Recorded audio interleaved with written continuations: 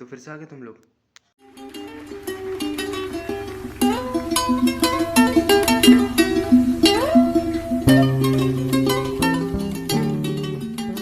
तो आज हम पढ़ने जा रहे हैं, 1 मिनट।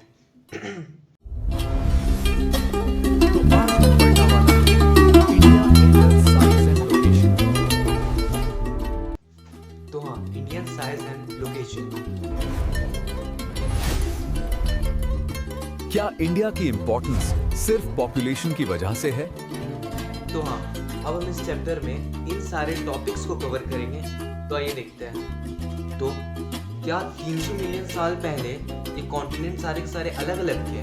मतलब जैसे आजकल नहीं होता है कि एशिया है, यूरोप है, नॉर्थ अमेरिका है, साउथ अमेरिका है। मतलब आपने पढ़ा होगा पिछले बहुत क्लासरूम में कि टोटल 7 कॉन्टिनेंट होते हैं।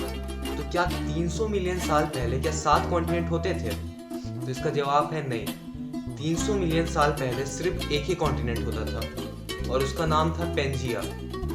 तो पेंजिया के साथ क्या हुआ कि नेचुरल क्राइसिस के चलते पेंजिया के जो है, मतलब पेंजिया जो है अलग हो गया। अलग हो गया क्या मतलब है?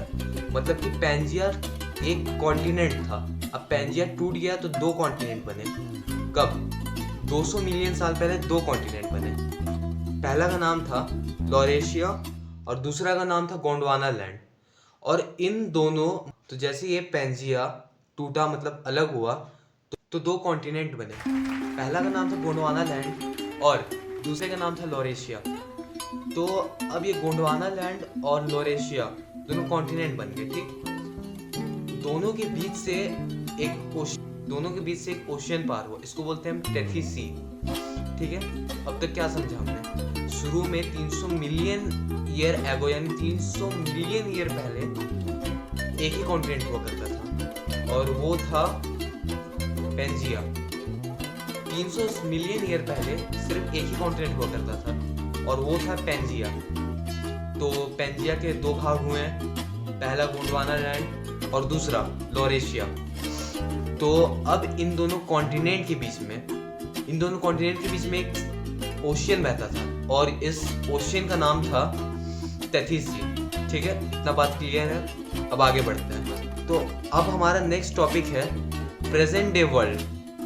मतलब जैसे मैंने पहले बताया ना अभी मैंने कि अभी एक ही कॉन्टिनेंट हुआ करता था जिसका नाम था पेंजिया। तो अब पेंजिया जब 2 हिस्सों में बटा तो अब वो 300 मिलियन ईयर एगो की बात है, मतलब 300 मिलियन साल की बात है, ठीक है। तो अब करंट डे में क्या चल रहा है? तो करंट डे में तो आपको पता ही होगा कि 7 कॉन्टिनेंट है हमारे पास। 7 कॉन्टिनेंट है। कौन कौन से हैं? पहला तो हमारा प्यारा अपना एशिया, उसके बाद यूरोप, उसके बाद नॉर्थ अमेरिका, उसके बाद साउथ अमेरिका, उसके बाद ऑस्ट्रेलिया और अंटार्कटिका, ठीक है। तो ये हमारे 7 कॉन्टिनेंट है, बहुत कॉमन से फुद्दू सी चीज़ जो कि आपने पहले भी पढ़ चुकी होगी, ठीक है। तो बस काम था मेरा तो रिवाइज करवा दिया आपको।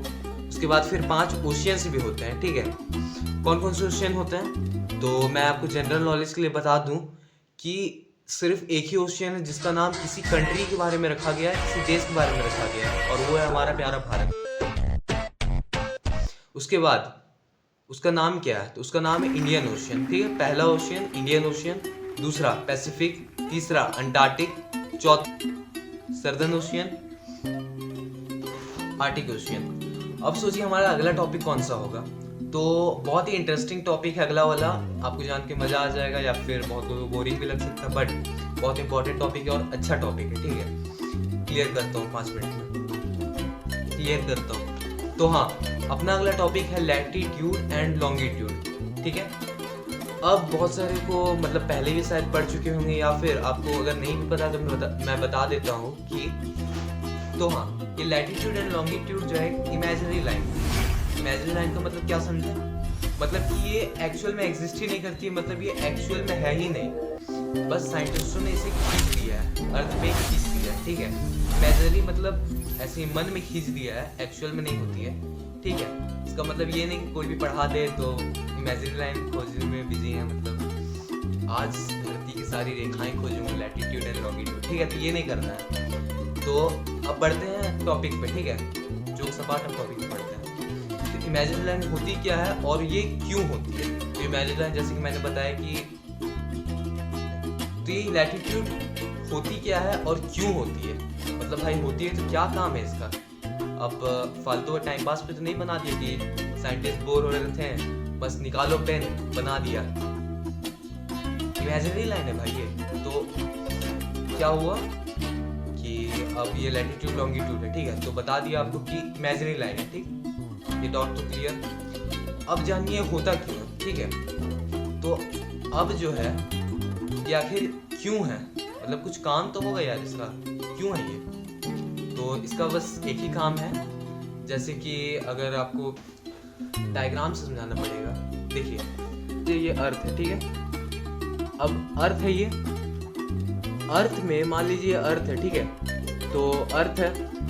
अब यहाँ पे जो है मान लीजिए मैंने ये लॉन्गिट्यूड और लैटिट्यूड खींच दी, इमेजिनरी लाइन है। अब अगर मुझे आपका कोई लॉन्गिट्यूड या कोई लैटिट्यूड, मतलब कि आपका लॉन्गिट्यूड और लैटिट्यूड दोनों अगर बता देगा तो मैं उस जगह पे एग्जैक्ट उस जगह पे पहुंच सकता हूँ। जैसे मान लीजिए यहाँ पे, ठीक है। तो आई होप आप समझ ही गए होंगे, नहीं तो मैं डिस्क्रिप्शन में ये सारे के सारे नोट्स दे दूंगा अपने हैंड रिटन नोट्स से, तो उससे आप ज़रूर समझ ही जाएंगे, ठीक है। अब बढ़ते हैं आगे। तो अगला टॉपिक क्या है हमारा? तो अगला टॉपिक भी यही है, लैटिट्यूड। बस मैंने आपको एक ओवरव्यू दे दिया कि आखिर ये क्या है। अब मैं एग्जैक्टली बताता हूँ आखिर लैटिट्यूड है क्या, ठीक है। हाँ, तो लैटिट्यूड क्या है?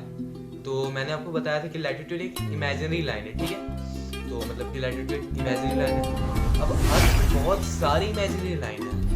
कितने इमेजिनरी लाइन, मतलब लैटिट्यूड कितने, मतलब लैटिट्यूड है तो लैटिट्यूड की कितनी इमेजिनरी लाइन साइंटिस्टों ने खींचे हैं अर्थ पे, ठीक है। तो इसका आंसर ये हो जाएगा कि साइंटिस्टों ने टोटल 181 लाइन खींचे हैं लैटिट्यूड के, सिर्फ लैटिट्यूड के। इसका मतलब क्या हुआ, मैं सारे पढ़ा दूँ? नहीं, मैं सिर्फ